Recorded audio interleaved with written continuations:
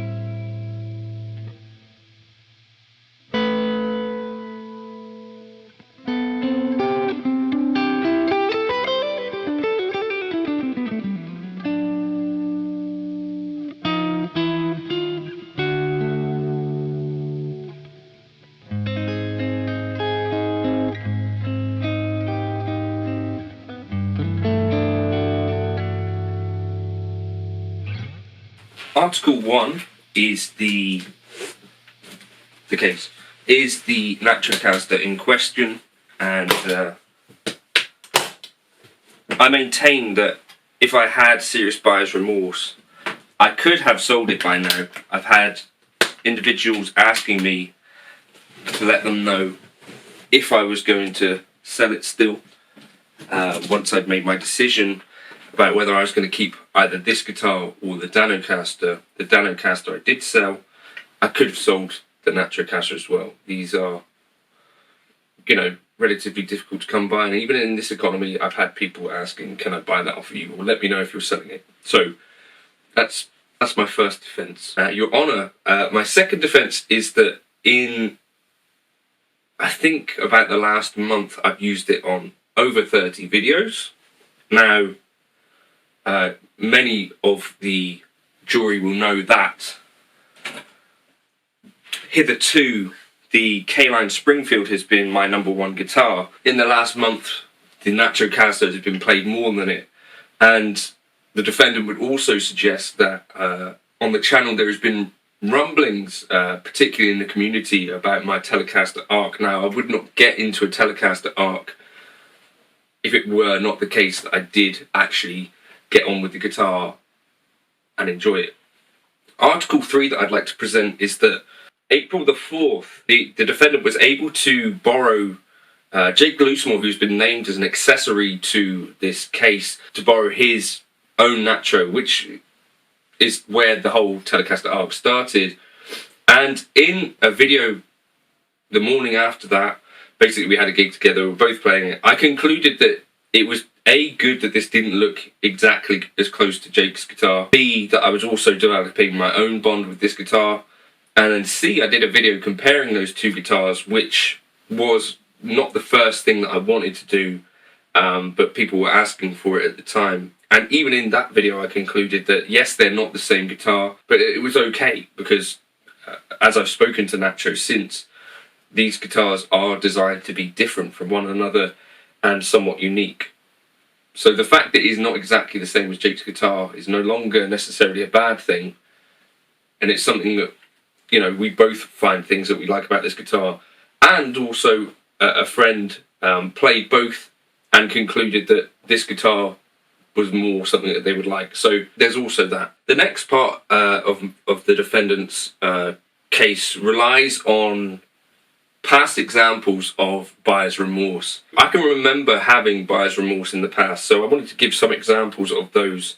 So my first and most clear-cut case of this isn't on buyer's remorse is that I paid something like £2,500 for a PRS DGT that I bought used from Dave up the road, and in about a year of ownership I played the guitar in video format like maybe 2 times, maybe 3 times at most, and really didn't enjoy that guitar. That is a clear-cut case of buyer's remorse, and it took me a long time to actually act on that, I guess, because it was just sat in the cupboard. But these days, I think if it were to happen again, I would not wait anywhere near that long to just relist it and see what happened.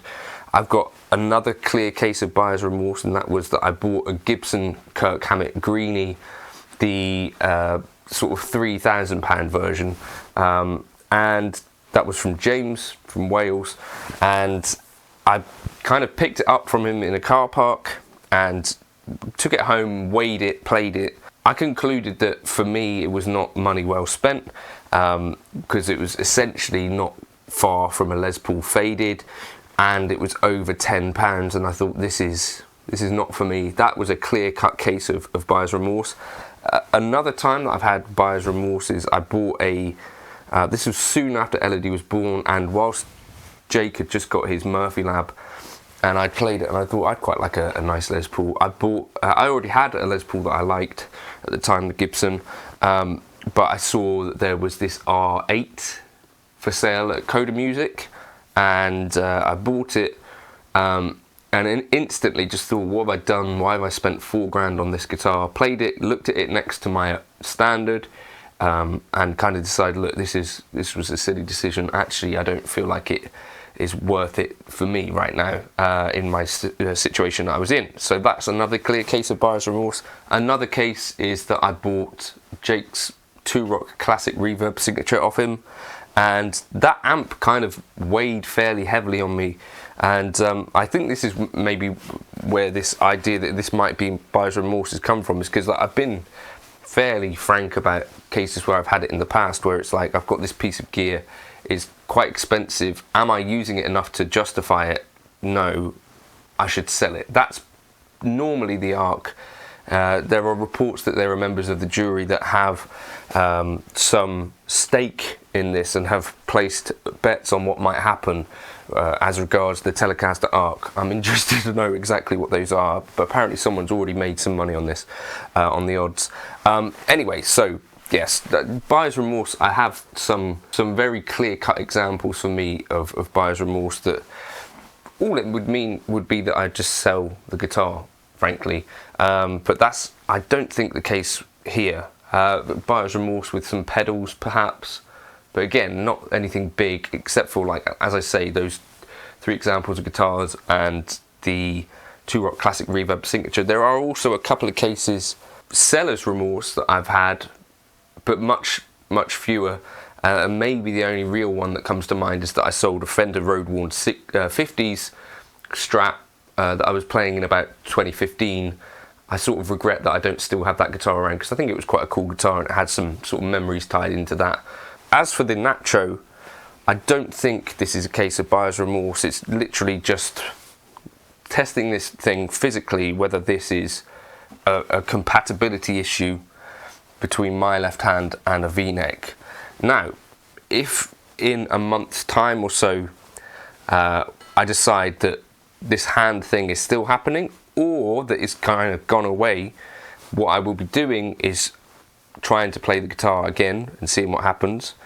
And if it is a compatibility issue, the first thing I would probably be doing would be contacting Nacho and asking, can I either place an order for just a neck, a C neck or something like that, or looking and trying to find a Nacho caster with a C neck, because I do believe in my Telearc, and I do believe in what Nacho is doing, and the whole idea with it really, and this was, again, if you've been following the case, then part of what the whole point of this Nacho thing was that it was an impetus to sell a bunch of guitars that I didn't necessarily feel strongly about and didn't play much, and in order to free up some space. So that was kind of the whole point of the thing, and that remains the whole point of the thing. I'll play it today just to see what happens, but I was playing C necks yesterday and the hand felt quite a lot better. But maybe it's not the V-neck on this, or maybe it is. And if it is, like I say, plan will be to either find a C neck or sell it and buy a Nacho with a medium C. I believe those will be the main kind of options if it does turn out that this is what's going on. But as I say, I wouldn't play a guitar basically every day for a month if I wasn't really enjoying it. That just wouldn't be something I'd do. I could have sold it by now, and I would have. Well, let me know in the comments, do you side with the defendant, or has the prosecution levied a better case? Is this buyer's remorse? Let me know your thoughts in the comments. And also, if you want to implicate yourself, you can give your best examples of buyer's remorse for other people to reflect on in the comments. I'll catch you in another video soon. The Nacho is going to go back in its case now after I've recorded this intro, but hopefully that makes sense. But yeah, I did see a few comments just about buyer's remorse. I thought, actually, this is not I don't think. Catch you in another video soon.